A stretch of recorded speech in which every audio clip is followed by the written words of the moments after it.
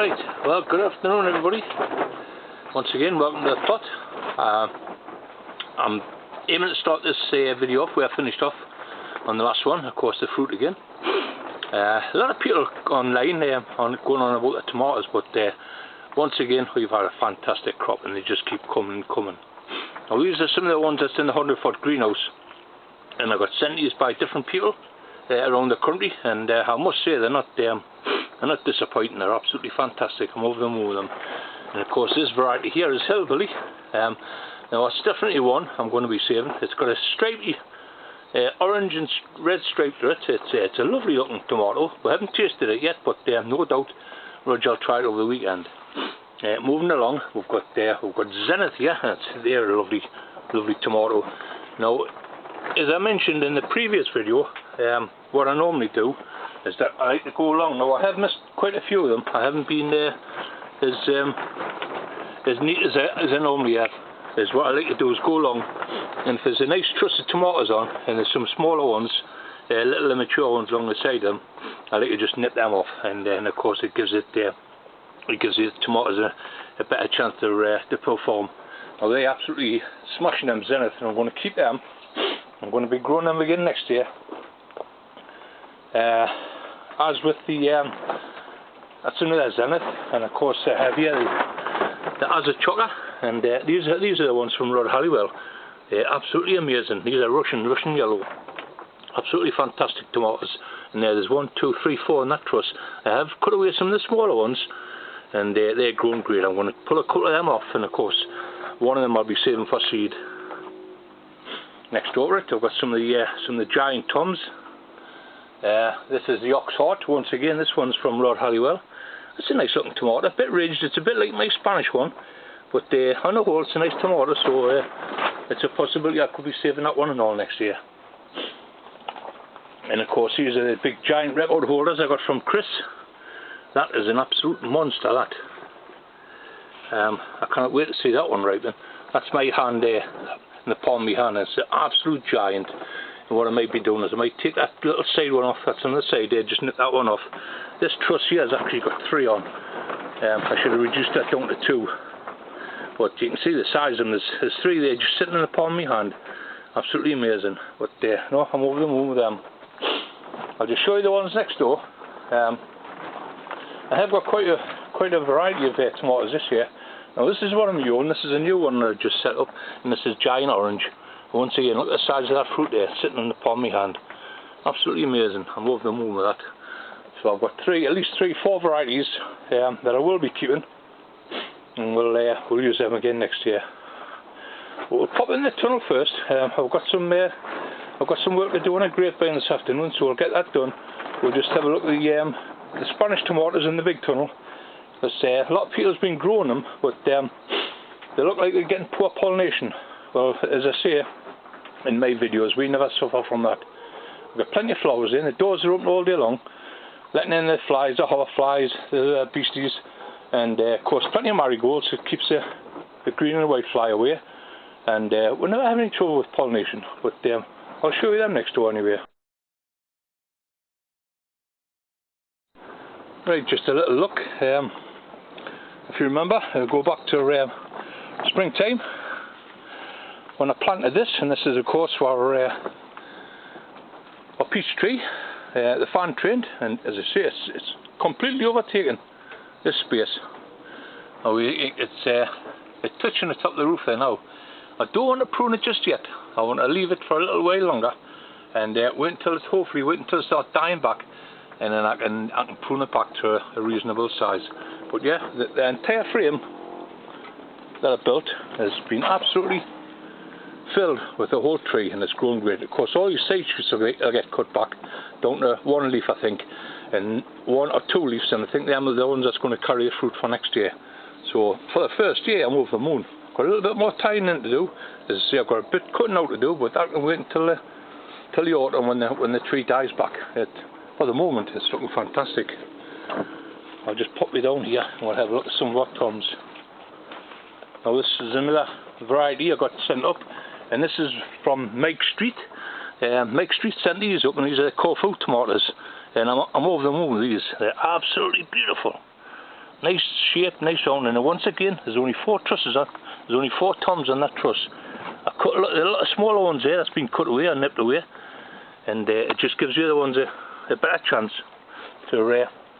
Now there's a couple of smaller ones in there. As I say, I never got round all of them to prune them back, but if you just work your way through the trusses, like say that one there, that's a perfect the second truss there, and them 2 smaller pieces there will just be nipped off. I'll get the seconders on them or the scissors and just cut them away, and just work your way up the trusses, cutting the leaves off as you go, as you work your way up.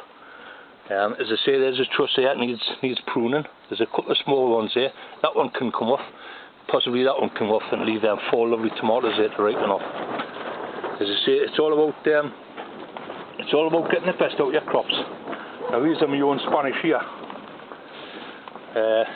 Oh, there's old busy bee there, as I say, getting he's pollinating the melons for me. I don't mind, but these are my own Spanish, and that's how they're growing. Absolutely fantastic. First class crop again. Over the moon with them. So yeah, it's been another good year for her, as I say.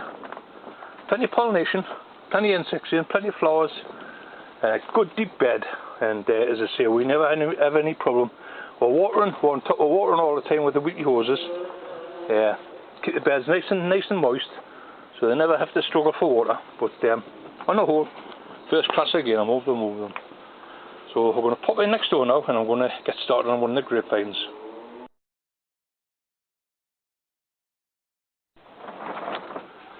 Okay, right. Ooh, after a bit of to and fro, as I say, it's nice to be able to get up on the plot again. It's been absolutely cooking here all day up northeast. Got a bit of a breeze blowing, but we've had a little bit of ease from the rain. I know it's not so easy for the guys down in Yorkshire. It's been absolutely horrendous down there. We've had a few heavy downpours from last weekend, but it's been warm. We've had no cold nights, so you know the rain has been really refreshing for us up north. We've been really lucky. As I say, we've had some really good heavy downpours, which has been great for the garden. But as I say, my heart goes out to the people of Yorkshire for the flood and the farmers. It's absolutely terrible. But hopefully they'll pick themselves up and as I say, get on with it. What I want to do this afternoon, I want to start off with, as I say, I've been on about the grapes. Now, I've only just managed to get the grapevine pruned back over the last couple of days. I managed to get in with the seconders, nice little pair of pruning scissors, and cut right through all the grape bunches, all the little immature grapes, cut all them off, and I've halved the amount of grapes that was on. There was at least 60-70 bunches down on there, and now down to about 30, maybe 40 bunches, and I'm over the moon with that. At least now all the extras, all the sage shoots have been cut away. The light's getting in, the air's getting around it, which will stop any mildew for the grapes, because that is one problem. As you get farther on towards the end of the year, that you sometimes get with grapes, you get a bit of mildew on them, and that'll devastate your crop. So plenty of fresh air on them, exactly the same with tomatoes. Plenty of fresh air on them, keep them crops nice and clean. Plenty of water, still feeding them. So this is one of last year's. I took these in December, if you remember. December, late last year, November, December when I took them, and of course I started budding away around about March time. Now, as I say, they've been really good this year, the grapes. So what I'm going to do for next year, if you haven't got a greenhouse, and then I'm going to show you how to grow a pot grown vine. It's quite easy. Just have yourself a nice, decent sized pot. Now all I've done with this, I'll put that to one side for a moment. All I've done with this big pot, I've got some gravel in the bottom, nice sandy gravel for free drainage, because grapes hate to be waterlogged. They're like a nice free draining mixture underneath them. Plenty of humus in the soil, plenty of feed, because they are a hungry crop, but at the same time have a good bit of drainage underneath them, so the roots are really free draining and there's no chance of them waterlogging. So the first thing I've done with a big pot is put plenty of gravel in. I've drilled 2 holes in the side, either side, just with a drill, and I put a piece of cane over the top so I can just lift that up. And that is really to balance these 2 canes here. Now later on I'll put another cane across the top there, so I'll strengthen all that in. It'll be a bit like a upside down Christmas tree. And what will happen when the vine grows, we'll take the first 2 side shoots, and once again it grows up again another 2 side shoots, and up on top another 3rd side shoot. So you'll probably end up with 6 side shoots. And if you get a bunch of grapes on each side shoot, 6 bunches of grapes in a pot going fine, fantastic. And as I say, it's a great talking point for when your family and friends come around, and you can sit that in your patio, on your patio table, nice vine, full of bunch of grapes, and absolutely marvellous talking point. But step by step, as I say, we'll take it nice and easy. We'll get cracking on this, and then we'll get some of the strawberries started on. So the first thing I want to do, I want to get the pot more or less half filled. You know my mixture, multi-purpose compost, 50-50, my own compost out of the bins, just sieved, a good shovel full of good sharp sand, and pure light, because I want this really free draining mixture. What this I'll sit on is a big saucer, so if it is the water seeping straight through, it's going to be sitting in your saucer with a bit of gravel in the saucer, so at least if the roots do get out the bottom, they can still take the water in. You're not wasting that much, especially when you come to feed. Just take it nice and easy, water very slowly, so the compost gets really soaked and the plants get all the goodness out of that feed. But that's a while off yet. We'll not be feeding these for a long time yet. The only thing I have pruned here is a handful of bone meal, and it's quite an easy thing to get, bone meal. You can buy it in most shops or your allotment society. So there's a handful of bone meal mixed in with that. But as I say, I'm going to start packing it in, because you really want a firm mixture. You don't want it loose. Grapes don't like it being loose in the soil, even though it's free draining. They don't like it. They don't like to be too loose. They like a nice firm compost. Right. So we'll get this one out. Now, if you can just notice, there's 3 vines altogether in here. Now these 2 I'm going to pot up, and of course I have sent a few vines out this year, so what we'll be doing is sending a couple out. Now there's the 2 inches of sand, which if you go at the beginning of the year, to show you how to take your grapevine cuttings, there's the 2 inches of sand there. Now the vines that were cut will stand up in the sand, and then we'll really pack around with the mixture. So I'm over the moon with them. Great root system on them. Just nip that pot to one side for the moment, and we'll try and ease these 2 smaller ones away from the larger one, which I want to pot up. Now there's a good bit of root in them, so we'll take a while, stick it there somewhere, and just nip through that root, and there we have it. First class vine cutting there. Now this will be planted back down where it was first rooted in the pot, and there's a lovely bit of root ball there, so I'll put that to one side. As with this one, I'll just nip through that bit root there. There we go. Fantastic root system on that. Bit smaller that one, but no doubt there's still a nice young little plant. Good little root system on it. And what I'll do with these, I'll pot them up and I'll give them a good drink of nettle juice. No potash, because there's no fruit in the plant.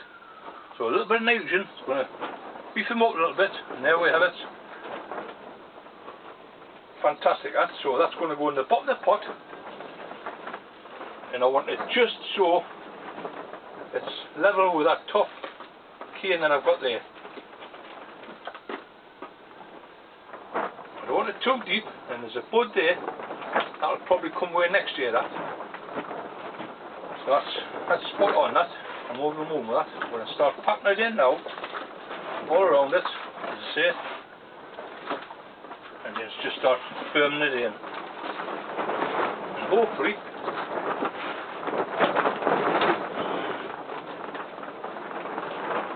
it won't be too soft for them, get them well packed in. As I say, that's why you must have a free draining.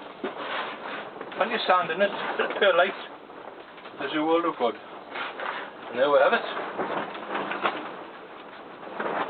It's well packed in now, and that is just sitting above the top of the soil there, where it come out of the pot. So I'm over the moon with that. All that needs now is a damn good soaking. Now, if you're wondering about these side canes here, now I'll just try it, and now I can lift that pot now. I can lift that pot with that strength that I put across. So if you're working by yourself and you haven't got anyone to give you a hand, shift your pot around, that's the idea of that. So it's nice and strong, it's going to support the whole pot. Now as I say, next year you'll probably get a couple of bunches of grapes off it. You'll not get many for the first year. I never force me plant too much. So what I want to do now is I'm going to leave that one for the time being. There's two buds come away from the main plant, the main stem, so I'm going to leave them both on. Normally I would cut one off, but I'm just going to leave them until the end of the year and see what comes out the best. Now it's just a loose tire in there around the cane and around the actual stem of the vine. These will probably come off. These will probably come off in November when the vine dies right back, and then I decide how to shape it. Now as I say, there's another one growing here. Now normally I would just cut him away, but I'm not going to be in too much of a hurry. Just in case anything happens to that one. It could get knocked, could get cut, snapped, anything. So I'm going to leave the double vine on, double head, and I'm just going to tie that one into the other one. Normally I would just have a single stem growing up, and from that single stem, as it is now, you can see it's a double stem. So that's going to grow very slowly. I'm going to put another piece of bamboo across there and tie that in like that, just so it's an upside down Christmas tree. And as I say, as that grows, we'll get that tied in nicely, and then at the end of this year, when it starts dying back, what we'll do, we'll take one of the side shoots away.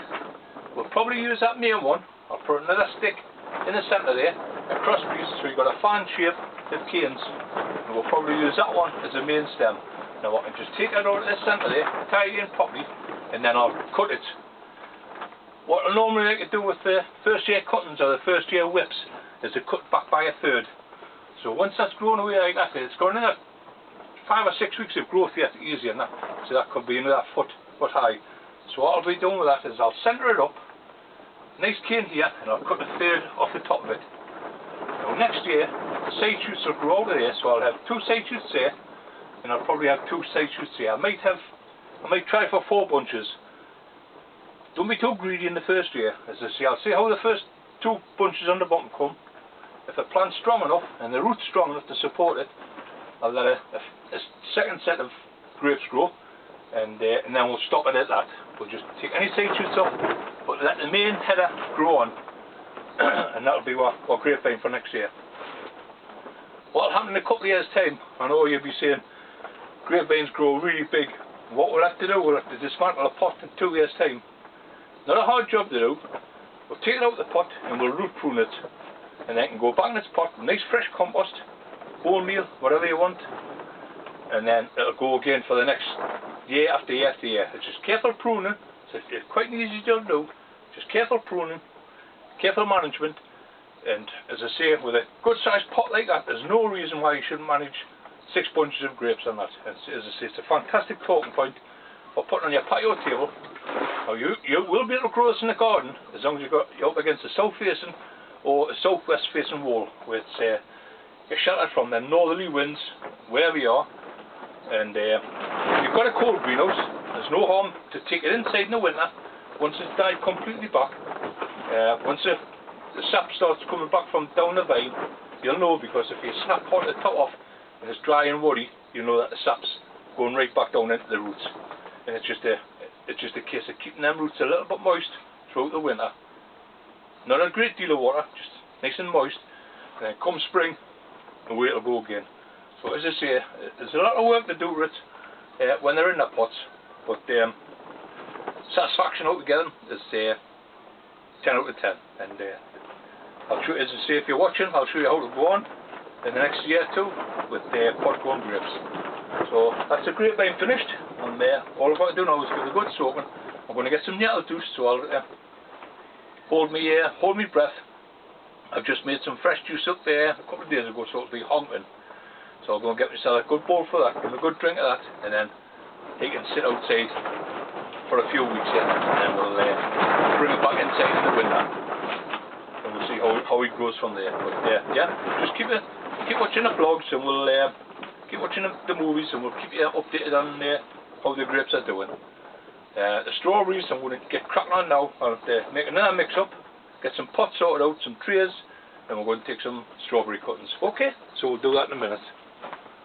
See you all again soon.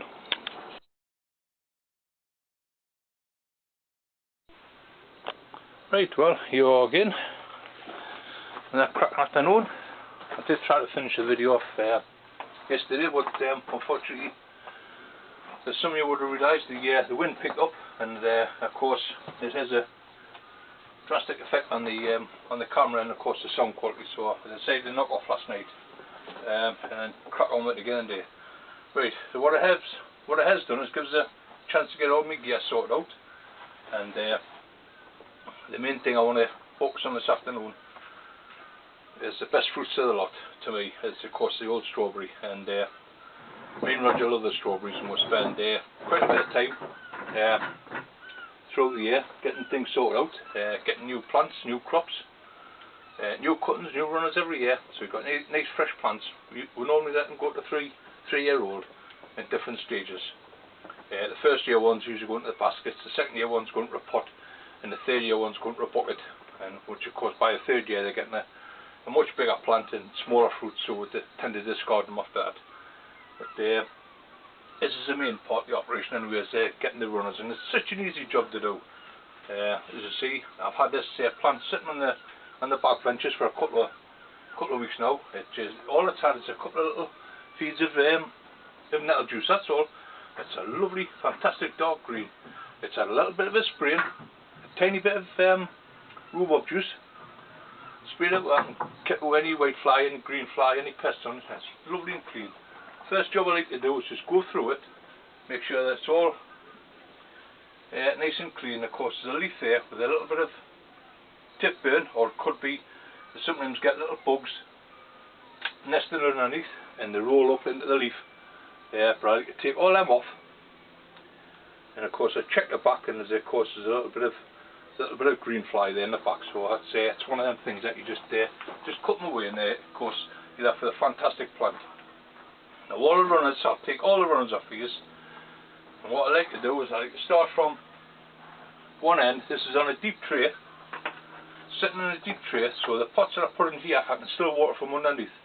I hate watering from anything from above. If I can get away with it, I'll water everything from underneath. Just let them take their own water up in their own time. So I like to start with the runners, and I space them out first, and that's a lovely runner there. It's got a nice plant on there, and it's got a young one at the end, so I'll count that as 2. Once again, the second one along, nice plant on there. I'll be able to get a pot under there, and that end I'll get a nice one on there. Now the third one, that's a real big heavy one. Now if you see where this is splitting, where the first runner is there, it's sending another side shoot off, so that's no good to me. So nip that one out, straight out. Once again, on the second stem, as you come farther down, it's sending another side shoot out there. That off, don't need that. So we've got 1, 2, and where you come to the second one there, once again, it's sending out 2 runners there. So both of them will come off, which leaves you 2 nice strong plants. I don't like to put too much stress on another plant. If I can get a half a dozen from each one, I'm quite happy. Going on to this one, so I've got 2, 4, 6, 2 cracking plants on that one there and there. But once again, it's still growing on, so I'll stop that there, nip it out, all good. Then on to the last one, so that's 1, 2, 3, 4, 5 shoots, and I've got 1, 2, and once again it's growing away at that end, nip them out. So I've got 5 shoots here, all with double runners on, so I'll move them over that. So of course again, once again, 5 shoots times 2, 10 lovely young plants. Now one of the reasons why I don't like to grow them in the garden, or I should say take the runners in the garden, when people's got strawberry beds, they just let them grow wild, let them root away at their own space. And what you get different sized plants, different plants rooting at different times of the year. And this way, everyone should be uniform. Every plant should be exactly the same size, and that's what I like when I come to plant out my baskets. I've got all nice uniform plants that go in, so they should all grow at exactly the same time and fruit at the same time. So that's the whole idea of it. What I like to do, I like to get my pots ready, and for these I like to use a half pint. Doesn't matter what size you can use a half pint, quarter, or sometimes I like to use the small little square ones.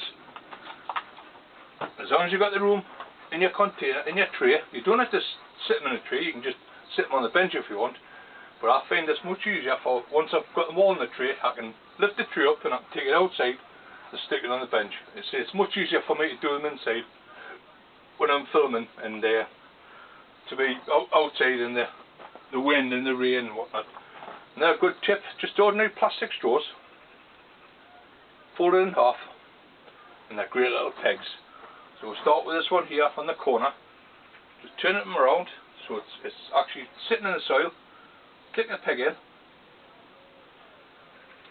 right down, and that's our first runner. And just gently turn him round, so it means I can turn that in over, another pot there,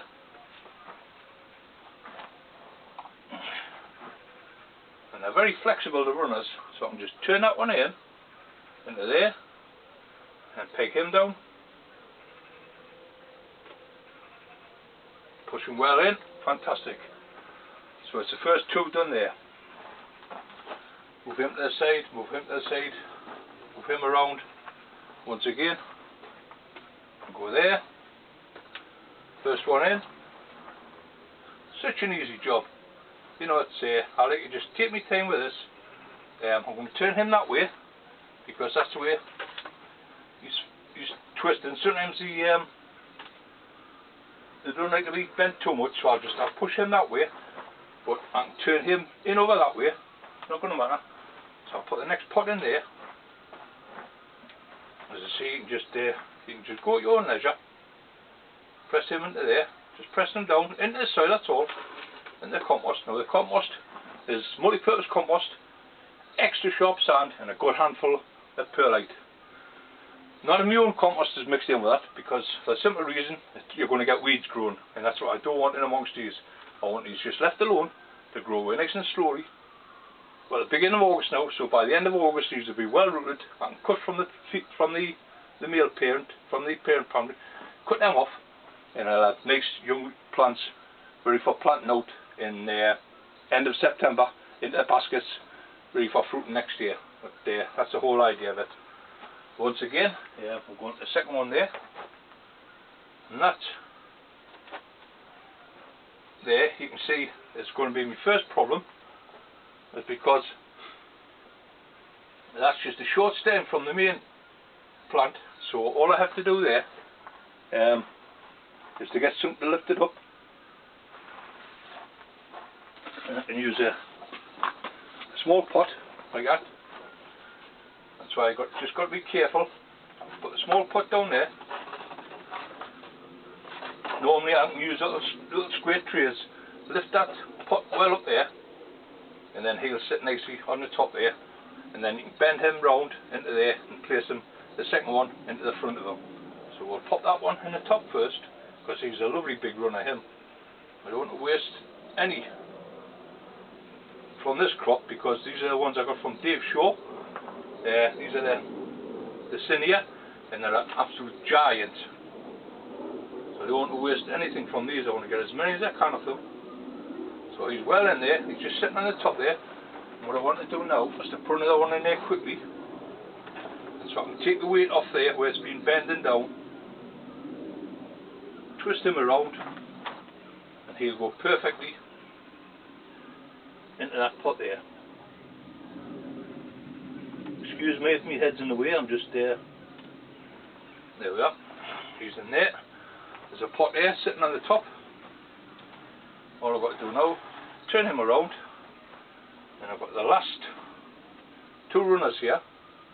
As I say, if you separate your runners, it's quite an easy job. Once again there, I've got another high runner, So easy enough to do. Pop another pot in there.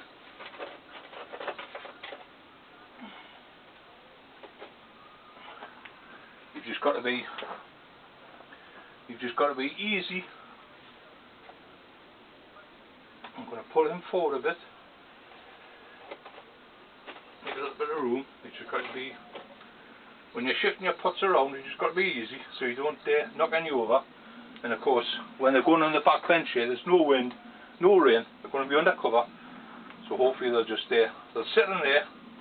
These top ones that's on the pots, you're going to have to put a little bit of water in these, because you'll not be able to water these from underneath. But as I say, I'm not wasting any of these. So once again, I've pinned that one down into there. I'm going to put an extra pin in that one on the other side, so it holds down well. And that's lovely. I'm pleased with that.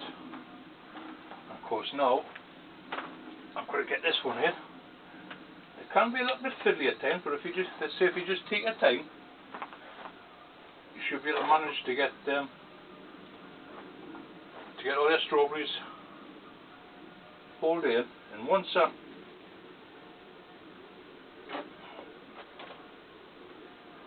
they're in the compost there, and you give them a bit of water, here's a root away, no problem. But then within a couple of weeks they'll start shooting some roots off. So I've got the last one in there. I'm going to have to push that over. He's already standing on there. Bring him around and then pop him into there.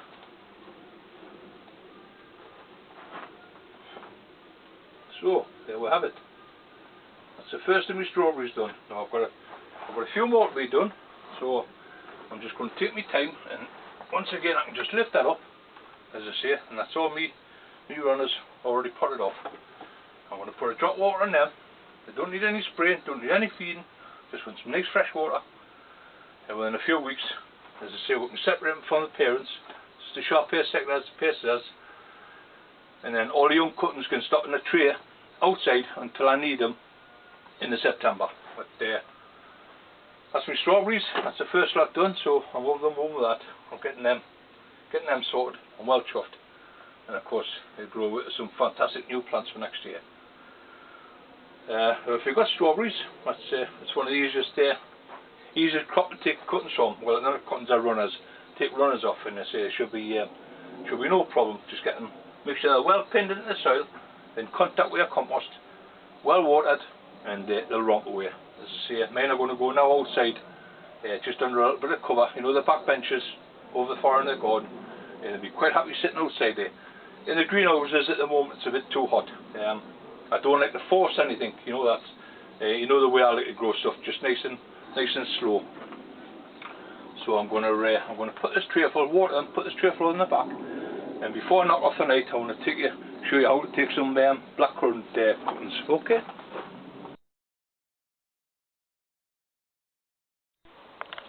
Right. Well, it's a little bit cool outside here.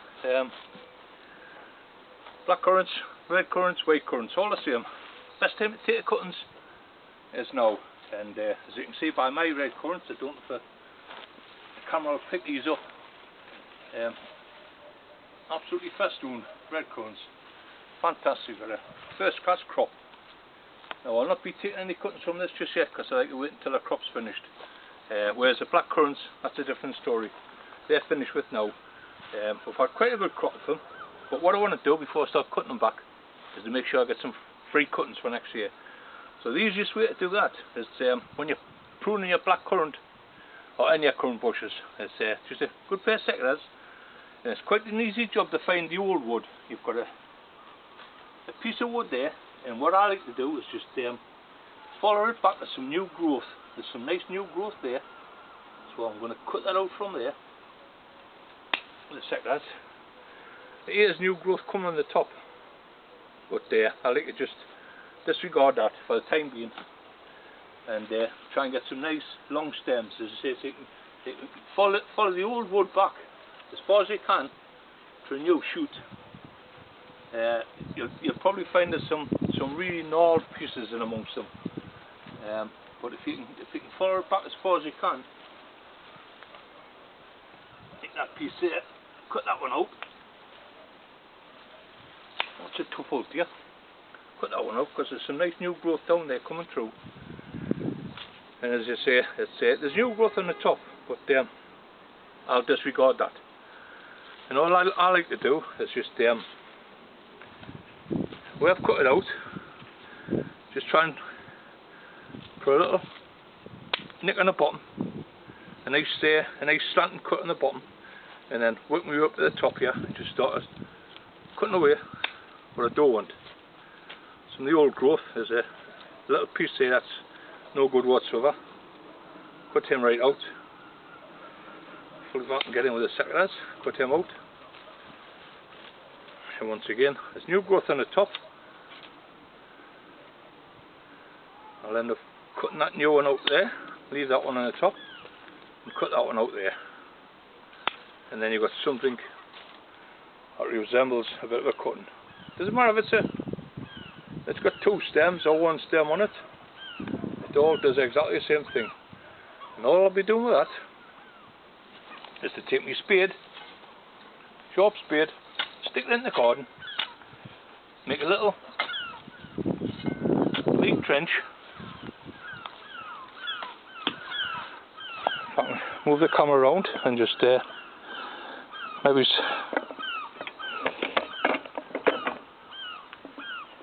pop them there for 2 minutes and just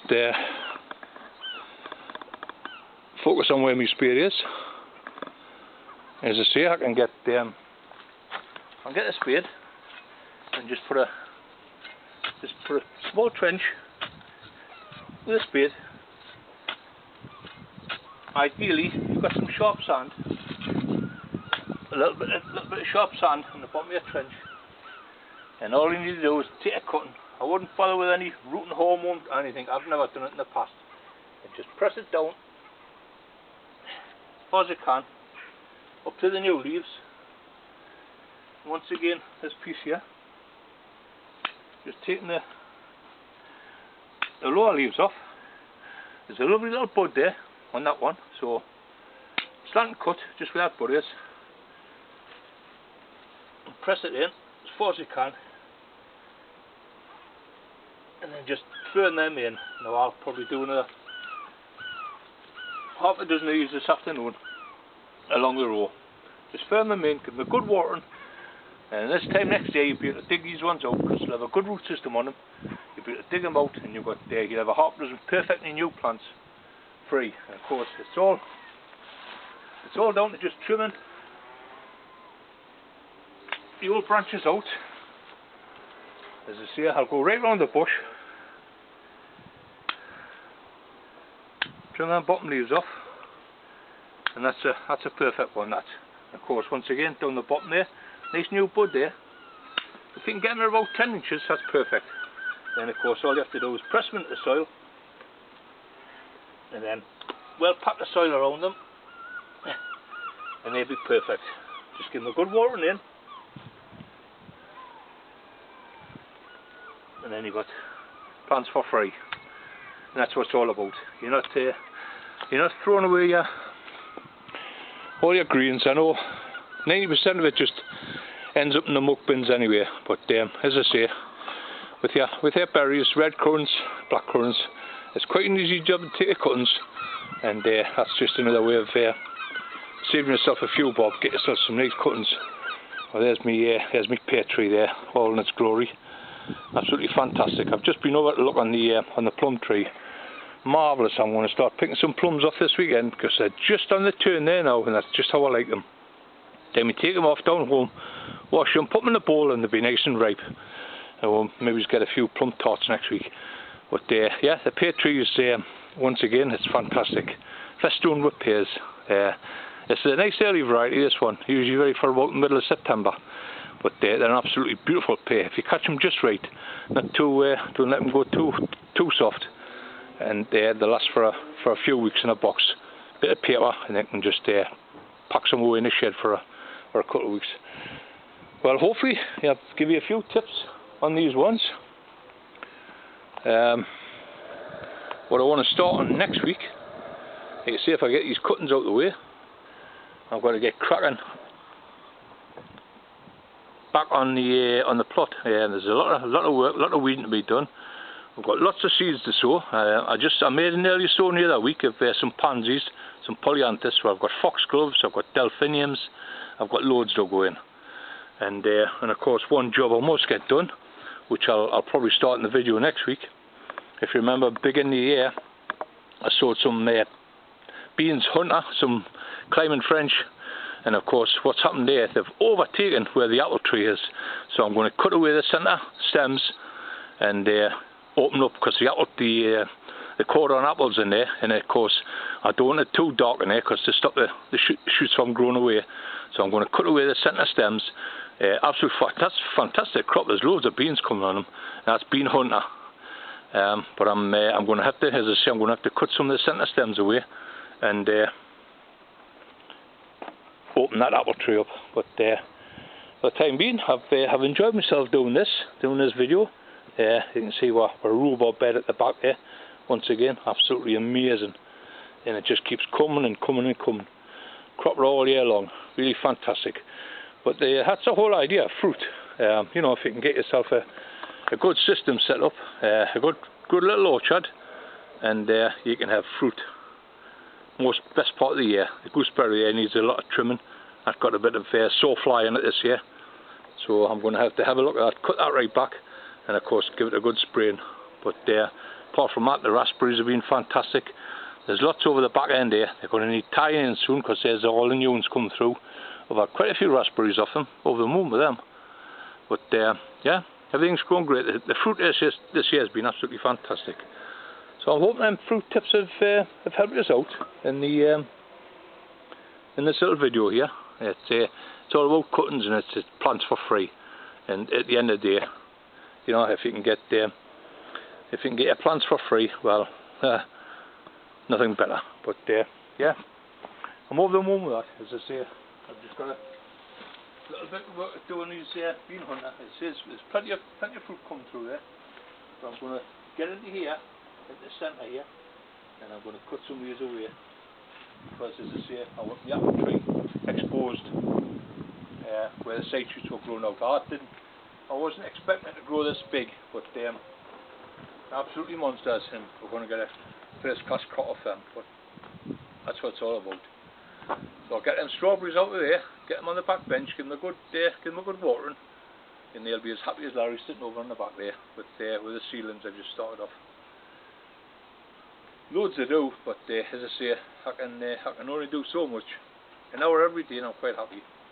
It's just trying to keep on top of everything, keep everything happy. Got a bit of water to do the night. The dahlias look like it, even all the rain we've had the last few weeks has been some really heavy showers, but I've just passed a couple of dahlias coming in the gate there, and they're just starting to wilt because they're in boxes. So I'll give them a good soak tonight before I go back down home. And maybe just go along and check the tomatoes and the cucumbers. A few cucumbers at the top here. Look like you could do with a little bit of watering, but I'll check all that before I go home. And the weekends will soon be on. We can get round again and get stuck into the bits and pieces that we like doing. But for the time being, I'm going to knock off, get this video online. As I say, I hope these fruit tips have helped you. But they are cuttings, blackcurrant cuttings and strawberry runners. Easy job to take. Quite easy. But yeah.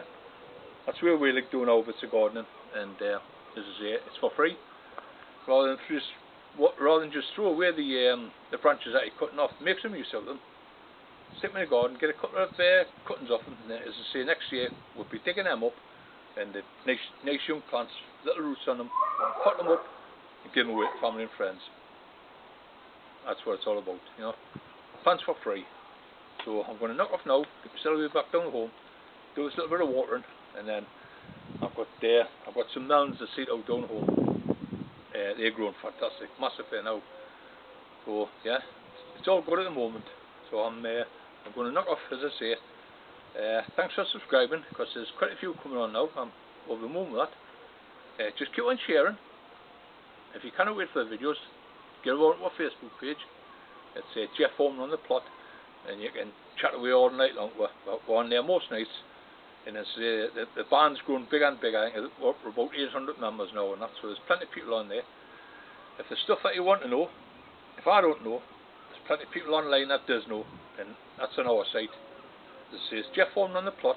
Get yourself, send a request, and we'll get you a member, and you can chat with every night of the week. Okay, so I'm gonna knock off now. As I say, I've still got quite a bit to do, so hopefully I might get this video online now by the time I get myself way down home, have a bath, get myself a can out of the fridge, nice cool can, sit down.